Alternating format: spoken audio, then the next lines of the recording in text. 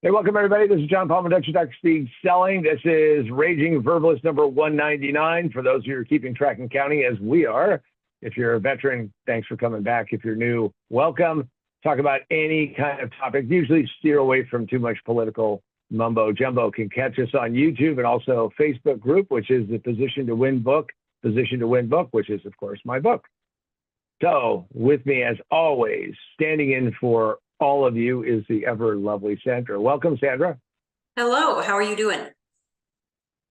Doing well, and we have to say that we're doing this on Friday the 13th. So, but we are not quite doing a spooky thing, but we are, just want to make sure everybody knows that. So if you're at all superstitious, this is the day that you may want to watch out for things. So, by the way, I've actually had people who've worked for me who wouldn't fly on Friday the 13th, and I'm like, huh, okay. You have any kind of evidence-based thing about that?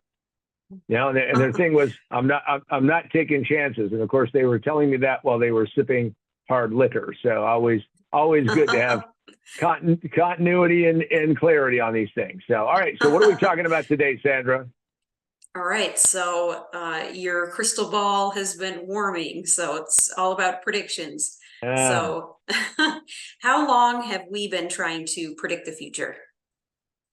Well, humans have always tried to predict the future. And in fact, the ancient Greeks took it to quite an interesting level, which is they had the Oracle of Delphi. They had lots of soothsayers, lots of people who were out there, but the Oracle of Delphi was the most powerful of religious institutions. And what would happen is that people would go there and ask them questions, and the Oracle would divine an answer and would say, okay, this is what's going to happen. And it always helps when you predict that, Alexander the Great was going to be great. So, it did take the, mom going back and, as they say in history, poisoned the dad, but, the prediction still held out. They saw that. So, but it was believed that it was the communication of divine knowledge from God to the mere mortals, and also known as, just a big deal. So, and it took many forms. And in fact, they would do interpretations of the insides of animals, entrails as it is called, and also the flight of birds. So you can look at a bird and you can know that. And I know, Sandra, you are a bird person. So, you may have in fact have this capability and not even been aware of it. I don't think you can.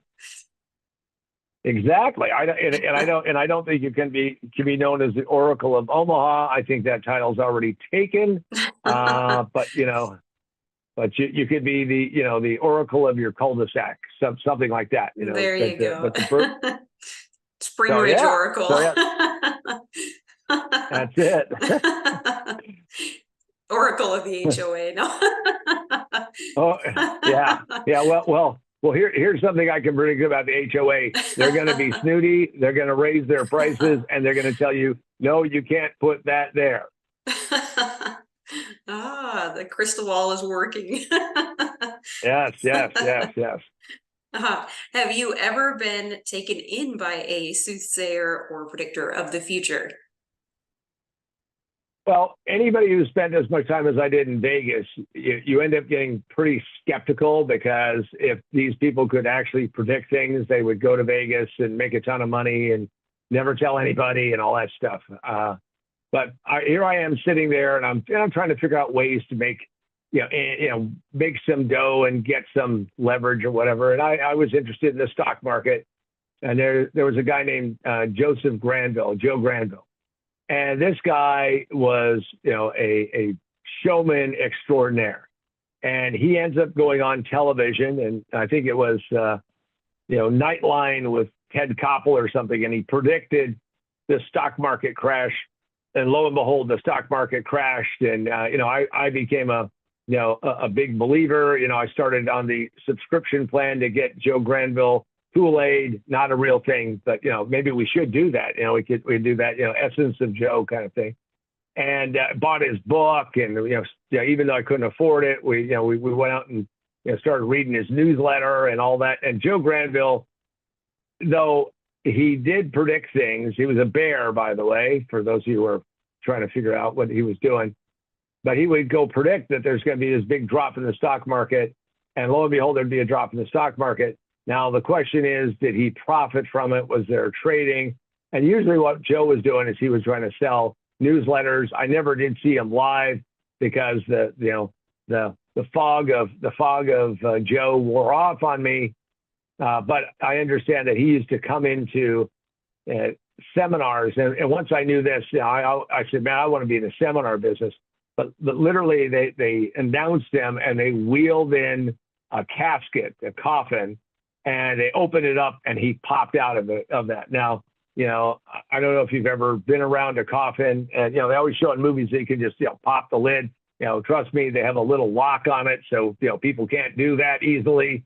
So yeah, I would be not surprised that Joe had an escape hatch on that thing. But yeah, he ended up sucking up to a lot of people and doing a lot of that. So I was a guy very interested in this stuff.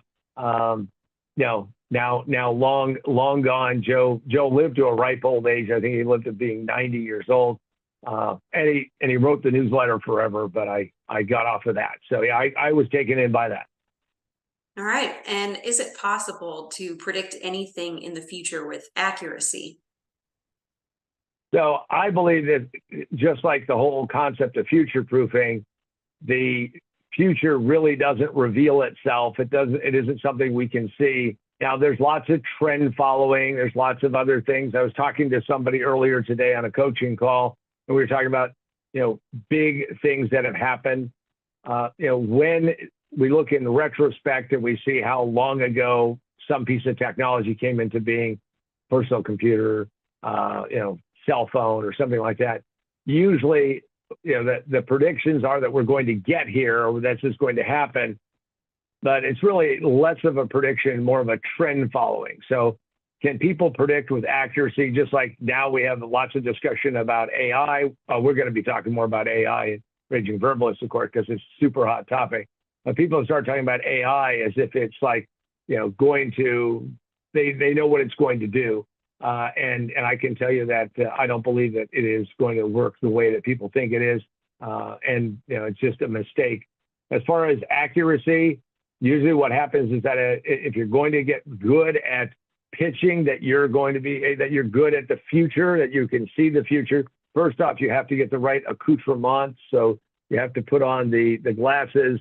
You have to get the correct crystal ball. You've got to get all of that stuff ready to go. And then that way you can sit there and you can then make the predictions and say, there you are. And I'll give you the algorithm for those of you who want to become soothsayers in training. Maybe we should have soothsayersintraining.com. Maybe that'll be a good one. But what it would be is that first off, predict lots of stuff. When anything is right, amplify it. When anything is absolutely wrong, deny that you ever said it, and then slosh your way along. So yeah, I don't think you can predict with a great deal of accuracy. Lots of money is being spent. I'm trying to figure out how to do it, but I don't know anybody who does an exceedingly great job of predicting the future. And doesn't the title of your book attempt a bold prediction? And then yes, so my book is Most Businesses Fail in the First 5 Minutes. So that is a bold prediction because people say, how is it that in 300 seconds, I've already screwed it up? I've already made a mistake. I've already missed out on what I should be doing or shouldn't be doing. Well, the reason why I can make that prediction is that it's because somebody makes a misstep. So when you're making a misstep, when you're going the wrong direction, when you're doing the wrong thing, then the universe has a really good way of stomping you out. And, I guess that's the right way to say it is getting curb stomped, and that's not a pretty thing to do. So yes, I made that bold prediction. And the point of it is simply this. It is very easy to predict businesses that will not be successful because now everybody will go, John, but what about this business? Or what about that business? Or somebody came up with some great idea and then they proved all the naysayers wrong. Well, for every proven wrong naysayer, there's a lot of businesses that don't make it. 70, 80, 90% of businesses don't make it. And that's just a fact that is out there. Now, the reason for it is, and this is why we talk about getting the book. You can get it physically at Amazon, Barnes & Noble, Books A Million, also from positiontowinbook.com, positiontowinbook.com, and I will autograph it for you. Let me give you the insight as to why I say in the first 5 minutes, the first 300 seconds, you must pick a square. You have to pick a position in the market. If we woke up today and Sandra and I said, we're going to do S&J coffee, and we're going to do S&J coffee, but we had no regard for the fact that Starbucks and Pete's and all of these other people who are out there with coffee, along with all of the mainstreamers that are still legacy, hanging on, Folgers and Maxwell House, and we can just keep going on and on and on, you know, round the clock if you're on back east. What I can tell you is that by avoiding that difficult conversation and not really thinking that through, here's my prediction. You are not going to be successful. Now, you may find some little niche. You may carve out some little something. You may do some little piece. That is not really huge business success.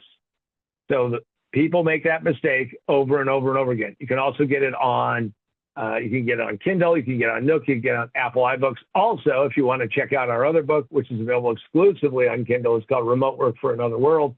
And Remote Work for Another World is all about how to do remote work and do it right, because frankly, most of the people who are out doing remote work today do it very poorly. All right, Sandra, what's the next question? All right. Is there a difference between analysis and a swag? And for those of you who are not familiar with a swag is a silly, wild-ass guess. And I can tell you that there is some difference. So should you do analysis? That's really the question. Should you do analysis? And the answer is yes. You should always do the math. You should always figure out what the numbers are. You should always go through and do this thing. However, once you do that, do not assume that whatever you put down, whatever you said, came from the Oracle of Delphi. You know, apparently, you know, that they show when I looked it up, you know, they show all these ruins and stuff. So nobody's been keeping it up. You know, they haven't had a continuity program. You know what? People got out of the, you know, if you could, did they predict their own demise? I don't know. But I can tell you that the analysis is very important, but most people are making guesses. Case in point is I was doing an intervention with a potential client, still owes me money, by the way, and went through and looked at it. And he said, I went to a mastermind group, and they said, the mastermind group, knowing nothing of the market, said, well, you have a $100 million a year business. Point of fact, the biggest competitor that he was barely doing 4 million. Biggest competitor he had a $100 million business. So that means that he would have had to cannibalize 96% of their market share to get it, because that's the bitch and reality of it. So when you do analysis, much better. Watch out for the swaggers, because there's a lot of swagger going on. Yeah, no, this is a great idea, and we're going to take it by storm, without having any clear understanding of the position that you occupy in the marketplace and who is going to buy what you're trying to sell.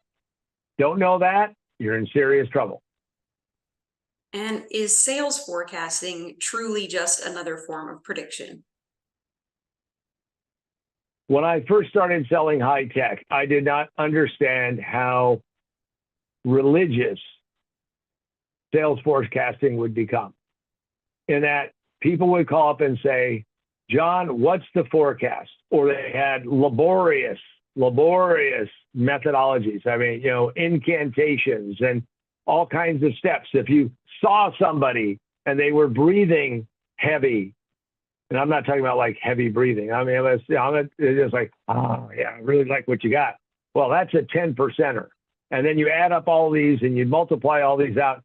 Well, I can tell you that that's basically bullshit, which is why I developed the 5 power disqualifiers. If they don't meet the 5 power disqualifiers, I don't care what you say. I don't care how interested they are or seem to be or are cordial to you. It doesn't mean a damn thing. So sales forecasting is one of those things that you have to be very careful with. Harry Figge said sales forecasting is too important and vital to a company to let salespeople do it. And yet it's the opposite of what most companies do. If somebody says to me, John, I got a lot of deals in the pipeline, my rapid response, which is just like, if I say something, you respond to it. I say something, you say the first thing that pops in your head. If I don't hear you talking about an opportunity like right off the top of your head, then I know it is an out of sight, out of mind. It is not really a real forecast. So for the most part, sales forecasts are not very accurate. They're not very true. And more importantly, nobody is really tracking them and using a measuring parameters and milestones to see where they go. That's why when I developed the 5 power disqualifiers, that's where I came into how to disqualify somebody to determine whether they should or should not be on the forecast. And rapid fire predict for us the following: interest rates. Interest rates in the United States are going to go up. They have been continuing to trend upward. We now have events going on in the globe which are going to upset some things. And because of that, we're going to see higher interest rates and tighter money. For those of you who are just experiencing interest rates for the first time, I will say it the way my favorite holiday movie, and Bruce Willis says in Die Hard, welcome to the party, man. Well, that's what you got. Welcome to the party. We're going to see higher interest rates. Now, will they continue forever? No. But since they have taken little mincy steps, I lived through and my father had a business. I lived through interest rates where the prime rate was like in 20%. The treasury bills were 17%. I mean, I saw all that happen. Devastating. I don't think we're going to get there, but we're starting from a much lower base, and we have not seen this ripple through the economy. They are working hard to do what's called, destroy the demand and crush that. Well, eventually they will, which brings about a recession. You can't have destruction of demand and not have a slowdown in the economy. And how about oil? I predicted months ago that oil would hit $100. I have some bets personally on that. It missed. It hasn't hit it. It's now creeping back up that way with now the turmoil in the Middle East. The Saudis jumped right in. This is very different than they had done previously, but they jumped in and said that they would support the oil markets and open the spigots up a little bit. And we'll see where that's going to go. I still think oil is going to go up, but I can tell you that the price of gasoline in California for me, how about $5 a gallon? $5 a gallon. And of course, the politicos, this is where you do veer off into politics. Politicos in Sacramento are happier than clams because they believe that if you drive oil prices high enough, it's going to force us all to go to EVs. That is a long, slow road and very painful. When you don't go to the Costco, you see that gas is much higher than $5. And all I can tell you is that, there's going to be some tough sledding, and oil is going to be around. For anybody who thinks that oil's over with, you're high on your supply because we need it now, and we'll see what's going to happen. But I think that we will hit $100 a barrel. Will we sustain that for any length of time? Kind of tough, because as it goes up, the economies go down, and that does have the demand destruction. And the economy. Well, people have been predicting a recession for quite some time, and we are now in this kind of sluggish growth, milling along. Kind of reminds me of a time I study financial history, and when you look at financial history, what you see is that there was this thing called stagflation, and has nothing to do with like a stag, like a deer with big antler kind of things, but a stagflation is where you're stagnated and you're still having inflation. And I think we're still muddling along in that.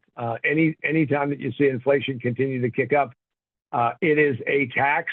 When they take food and gasoline and oil and energy prices out, you just know that the reading is understating what's going on out there. So I think that the economy is going to continue to be sluggish. The the governments of the world seem to want to print enough money to try to keep people out of a true recession, but I think that it's going to be a bumpy ride. So talk about me dancing on the line on the highway. Will we go down or won't we go down? I'm telling you, business is slower than it used to be. And that's the reality. Every business owner I talk to, nobody is booming. So that tells me that, yes, we have this kind of stagnation going on.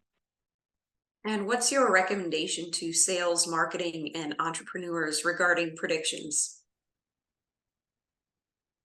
Well, I've spent the entire session talking about how prediction is potentially sheer folly. It's not total folly. Peter Drucker said very succinctly, look at long-term trends, demographics.